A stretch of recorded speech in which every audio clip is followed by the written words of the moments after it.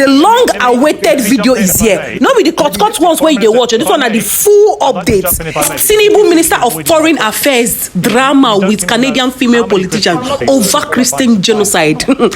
These people now really zoo country. They don't finally go disgrace themselves for international TV. Guys, just watch and share this video. I know what you said. I understand. Same as those that. But you are, yes. But what you're saying, if you could let me speak, what you're saying is that you dispute the numbers of Christians that have been reported to have been killed, but you have no idea how many Christians have been killed. You should ask the foreign minister why Nigerian school children are holding pictures of the Ayatollah, who is a brutal dictator and is murdering my people in Iran. People need to look into the linkages between the current Nigerian government and the Islamic Republic of Iran. I was a politician for 7 years, Piers, and I can tell when someone is lying and avoiding the truth. That's exactly what this foreign minister is doing. And shame on him for lying. The Nigerian government continues to allow the killing of Christians. The USA will immediately stop all aid and assistance to Nigeria. If they don't, there's going to be hell to pay. It's unfortunate that President Trump has been misinformed. This false narrative that there's some persecution or a genocide. Why isn't it a genocide against Christians in Nigeria? We don't want to be the next Sudan.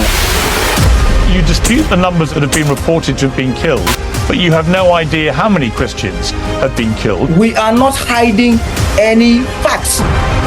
Right now, you have an Islamist government in Nigeria. There is a reason that we're seeing these Islamic militants going around and yelling Allahu Akbar. That's not by coincidence. It's easy for her to sit thousands of miles away and play games with people's lives. I perform several burials because the Islamic are controlling the government. Let me tell you, there's a genocide in Nigeria. Nicki Minaj will address the United Nations later today alongside US Ambassador Mike Waltz. The Queen of Rap is not often seen at the UN. She's speaking out because, like so many people at the moment, she's extremely alarmed about what is happening in Nigeria. It's the most populous country in Africa and one of its wealthiest, but it's fair to say it hasn't traditionally been a big subject for Western media or the US podcast circuit until recently. Just over a month ago, HBO's Bill Maher said this. If you don't know what's going on in Nigeria, your media sources suck. You are in a bubble. And again, I'm not a Christian, but they are systematically killing the Christians in Nigeria. They've killed over 100,000 since 2009. They've burned 18,000 churches. This is so much more. These are their Islamists, Boko Haram. This is so much more of a genocide attempt than what is going on in Gaza. They are literally attempting to wipe out the Christian population of an entire country. Where are the kids protesting this? Thank you. Many prominent figures are now raising the issue. Senator Ted Cruz wrote since 2009, over 50,000 Christians in Nigeria have been massacred. It's a result of decisions made by specific people in specific places at specific times. The United States knows who those people are. A series of stories have followed on major US networks, including Fox, whose interviews on the subject were said to have angered President Trump. The US leader is now threatening Nigeria with, in his words, sweet military action, choosing not to rule out both airstrikes and boots on the ground. He's also threatening to withhold more than $1 billion in US aid. Just this weekend, gunmen abducted 25 girls from a high school in Nigeria. Boko Haram is being blamed. Understandably, I wanted to find out more about all of this. I expected the Nigerian government to be addressing the situation with urgency and invited the Nigerian Foreign Minister, Yusuf Tuggar, to appear on the show. There was a bit of a bad line, but I'm sure that you and many in the White House will find what followed ordinary. Well, joining me now is the Nigerian Foreign Minister, Ambassador Yusuf Tuggar. Welcome to you, Foreign Minister. I appreciate you joining Uncensored. Thank you for having me, Piers. So, a simple question. If somewhere between 50 and 100,000 Christians have been murdered in Nigeria since 2009, depending on which bit of data you want to take up, and 18,000 Christian churches have been destroyed, why isn't it, as some people are claiming, a genocide against Christians in Nigeria?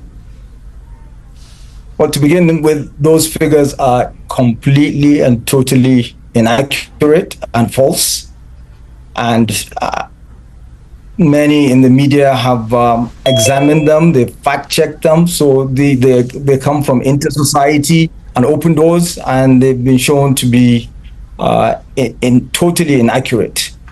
What we have in Nigeria is a multi-ethnic, multi-tribal, multi-religious country of 230 million people.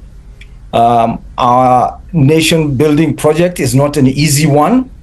We have suffered from the effects of things that we have no control over, exogenous factors such as the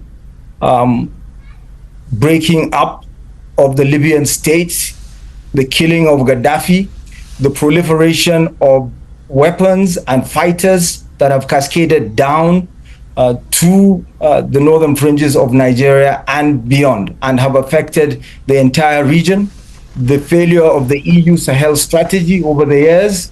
These are all things that we are suffering the effects of. And we do have Boko Haram in the Lake Chad region that affects not just Nigeria, but 3 other countries, Niger, Chad, and Cameroon, that we've been contending with through the multinational joint task force that allows the troops of the countries in the region to pursue the terrorists.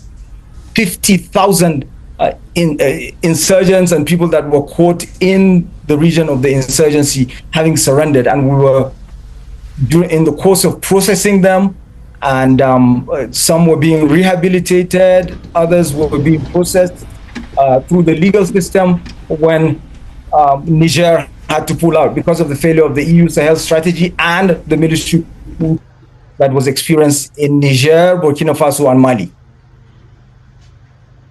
Look, you've made it clear that you believe these numbers are wildly exaggerated. The International Society for Civil Liberties and Rule of Law is a non-governmental organisation that monitors and tracks human rights abuses across Nigeria. In its report in August, it said jihadist groups, including Boko Haram and ISIS in Nigeria, had killed over 100,000 Christians in the last 16 years. It also noted that 60,000 moderate Muslims have been killed in that period too. Now, I guess my obvious question to you is, if it's not 100,000, then how many Christians have been murdered since 2009? And if it's not 18,000 Christian churches that have been destroyed, how many is it? We in Nigeria have Christians, we have Muslims, we have atheists, we have animists, and when we're counting death tolls, we don't necessarily go by religion, and quite often it's difficult to even identify what religion an individual that has just lost their lives belongs to. And what we are concerned about is that they are Nigerians first and foremost. And we've seen these sort of agitations by faith-based organizations that is a prelude to the breaking up, to the dismemberment of countries. We've seen it in Sudan. We know this playbook. It's happened. There were agitations to create South Sudan, which was expected to be a predominantly Christian country, separate from North Sudan, which is meant to be a Muslim country. Now we have a situation where there's continuous fighting in South Sudan. There's another round about to kick off. The same thing in the North Sudan. Okay, but let me interrupt. Muslim fighting each other. So we don't want to be the next Sudan. We will not allow ourselves to be the next Sudan. No, I understand that. Where are the faith-based groups that were agitating for Sudan to be dismembered? They're no longer there to fix Sudan. Okay. Not North, not South. Okay. It's Nigeria as a member of the Peace Let me jump in if I may. With heavy lifting. Foreign Minister, if I may, I'd like to jump in if I may, because you do seem to be avoiding my questions. You know, you don't seem to know how many Christians have been murdered, which I find surprising. I'm not. Well, you haven't given me any. You've told me you don't know. Well, with respect, sir, you have not given. Nigerians, so no, I know what you said. May not necessarily I understand. same as those that. But you are, yes. But what you're saying, if you could let me speak, what you're saying is that you dispute the numbers of Christians that have been reported to have been killed, but you have no idea how many Christians have been killed. What we surely can agree on is how many Christian churches have been destroyed. Do you know how many? Yes, I do. If you owe back taxes to the IRS, they can garnish your wages and levy your bank accounts. They can even seize your retirement or take your home. Don't let the IRS target you. Call the professionals at Tax Network USA. Their top tax lawyers and enrolled agents are experts in the powerful programs that can help you to eliminate your tax debt. Tax Network USA is A+ rated and has saved more than $1 billion for their clients. Whether you owe thousands or millions, one phone call can start the process of taking control. But you need to act now while you have options. For a free consultation, call Tax Network USA today at 1-800-958-1000 or visit tnusa.com/peers. Don't let the IRS be the first to act. Over the last 2 years, there have been 52 churches, depending on which region, again, you are referring to, because there are different regions in Nigeria, and there are, I can give you the figures right here now.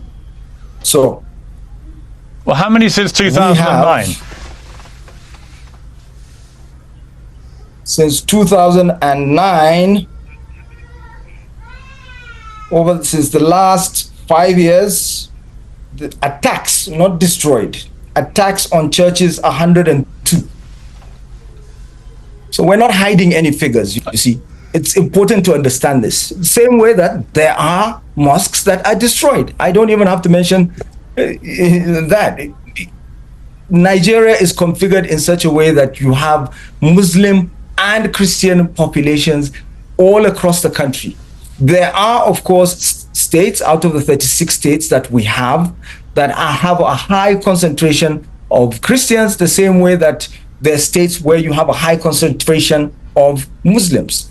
Take, for example, the more recent attacks that have brought about an intensifying of this false narrative that there's some persecution, or as the likes of Bill Maher even go as far as to say, a genocide.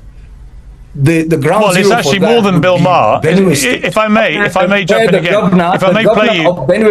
No, I understand. If I may jump in. Sorry. No, if I can just finish this. Sorry. The governor of Benue State happens to be a man of the cloth. He's a reverend father.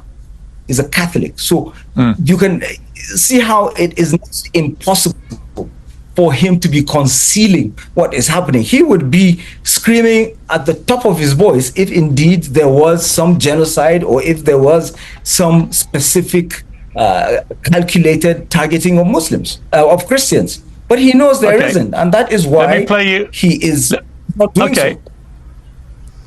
But let me play you a clip from President Donald Trump about this. If the Nigerian government continues to allow the killing of Christians, the USA will immediately stop all aid and assistance to Nigeria. We're going to do things to Nigeria that Nigeria is not going to be happy about, and may very well go into that now disgraced country, guns a-blazing, to completely wipe out the Islamic terrorists who are committing these horrible, horrible atrocities. I'm hereby instructing our Department of War to prepare for possible action. If we attack, it will be fast, vicious, and sweet, just like the terrorist thugs attack our cherished Christians. These are cherished people. These are great people. Leave them alone. Warning, the Nigerian government better move fast before it's too late. If they don't, there's going to be hell to pay. So what is your message to President Trump, who obviously completely disagrees with you? My message is that we have the utmost respect for the United States of America. We have, by extension, the utmost respect for its president, President Trump. It's unfortunate that President Trump has been misinformed by those that trade in generalized labelings. And unfortunately, it has resulted in this statement. We urge that the engagement that is ongoing continues so that we will provide more information and clarity. We are not the ground for either a jihad nor a crusade. Nigerians have lived in peace, relative peace with each other for a very, very long period of time. We are the people that populate the confluence of the rivers Niger and Benue, and we will continue to do so. And it's important to be mindful of the complexity of the Nigerian state. It is a multi-diverse state in so many regards, and it is an ally of the US because we've worked successfully together in the past. And we actually appreciate what President Trump has done in the past when other subsequent US administrations would not sell Tucano jet fighters to us, planes, aircraft to us. President Trump acquiesced to that. Some of the things that we're experiencing at the moment have a direct linkage to the application of the Leahy Law to countries like Nigeria, where they were deprived of weapons to maintain peace at home and help also maintain peace in the region. This is why we continue to experience terrorism in the region, in the Sahel region, whereas in the past, when we worked successfully together with the US, you could see what Nigeria was able to achieve. We resettled Sierra Leone, we resettled Liberia successfully, and our multinational joint task force Minister, I'm interrupting was very effective in the fight against terrorism. Until Minister, just stay there for a moment, if you will, because joining me now is the former Canadian MP Goldie Ghamari, host of the Goldie Show, who has spoken out frequently at what she says is a genocide against Christians in Nigeria. Goldie Ghamari, welcome to Uncensored. What is your response to the Foreign Minister of Nigeria, who says there is no genocide? The numbers of those who've been killed, number of churches attacked, has been wildly exaggerated.